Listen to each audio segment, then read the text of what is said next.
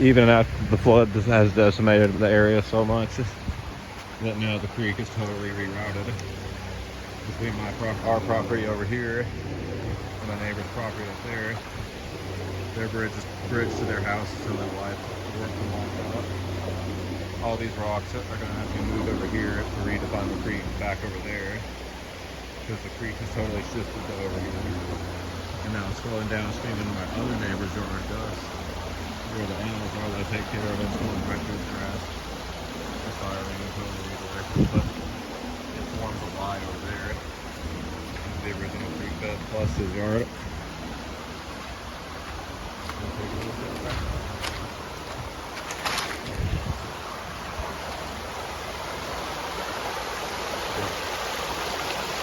Creek used to flow that way. And still does flow, but now it's flowing this way. In the backyard. And it's kind of redefining the property lines. There's a big chunk of pavement. Here's looking down there, the neighbor's driveway between my property and Gustavo's property. Going up there, we can't even see their roofs in this area. And barely the driveway is right there is where the driveway is. It looks like massacre bridge. So there's people coming to help them. As part of the original creek channel going back there, it's totally warped pool. That's where the creek originally used to be, now the way that's flow, but all of this is going to have to be redirected over there eventually.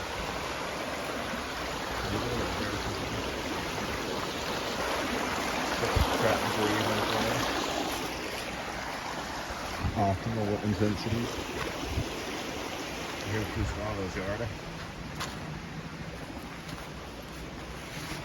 Where the creek also needs to be redirected before it forms a channel. It is like encroached way more in his yard now. I've already got my feet wet. Who cares?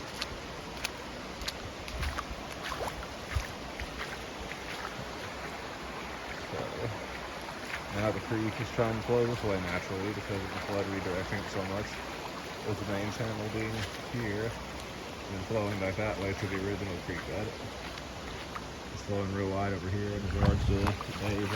Several days after the flood, at least a few. Today is October 1st. The flood happened on the Friday the 27th, I believe.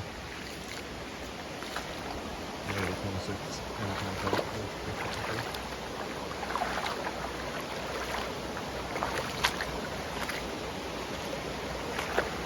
Now we've reached the original actual creek bed. So the water's still blowing way out of course around in my neighbor's yard. All of this water here flowing needs to get back in this channel this way. This is the original creek bed.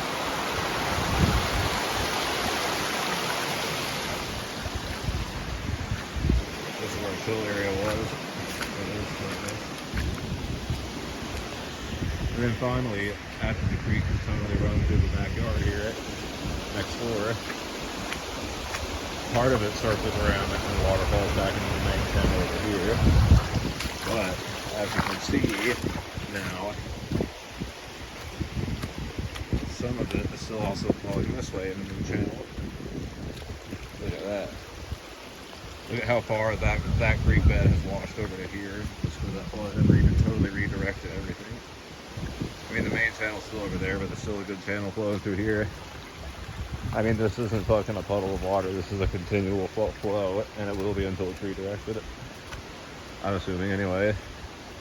Over there is still a pool, and that'll dry up.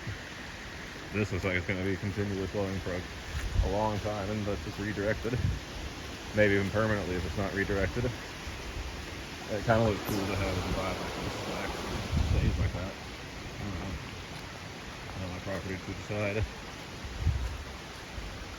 And all the way over here, I have to go all the way over here to the other end of my neighbor's property just to finally find where that channel, where the new channel is forming in the yard, finally meets the creek, the main channel again, and there's no more of it flowing that way.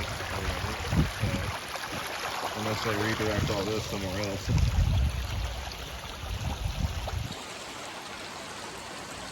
It's going to continue to flow this way. Now we're in fisheye view. Yeah, original creek bed to the left, a new creek channel to the right. Craziness.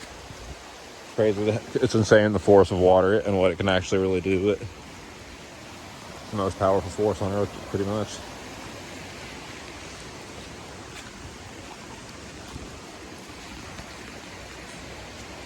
Peace out.